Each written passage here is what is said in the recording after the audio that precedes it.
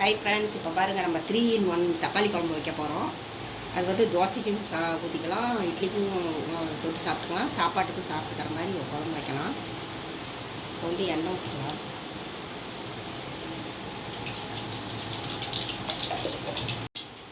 கடுகு கொஞ்சம் போட்டுக்கலாம். கடுகு பொரிஞ்சிச்சு. வெங்காயம் போட்டுக்கலாம், சின்ன வெங்காயம்.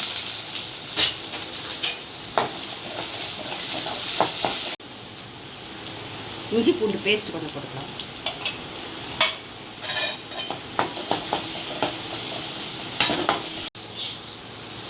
மஞ்சள் பொடி கொஞ்சம் போட்டுக்கலாம்.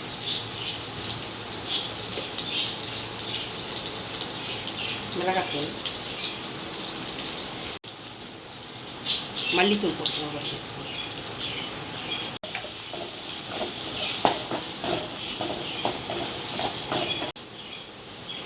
பிரியாணி மசாலா ஒரு 1/2 ஸ்பூன் போட்டுக்கோங்க, நல்லாயிருக்கும், டேஸ்ட்டாக இருக்கும். நல்லா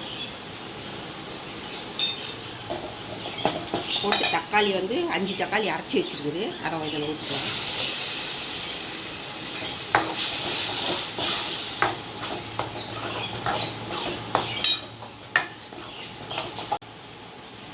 உப்பு போட்டுக்கலாம், தேவையானாலும் உப்பு போட்டுக்கலாம். இது நல்லா கொதி வரட்டும். கொதி வந்தோடனே தேங்காய் ஊற்றிக்கலாம். இப்போ தக்காளியெல்லாம் பச்சை வாசனை போய் நல்லா வெந்து வந்துருச்சு, வதங்கிடுச்சு நல்லா. இப்போ வந்து தேங்காய், இது வந்து தேங்காய் அரை மூடி, பொட்டுக்கடலை 1 ஸ்பூனு, சீரகம் 1/4 ஸ்பூனு, சோம்பு 1 ஸ்பூனு, பட்டை 4, கிராம்பு 4 சின்ன சின்னதாக போட்டு அரைச்சி வச்சுருக்குது, அதே இதுலேயே வச்சுக்கலாம்.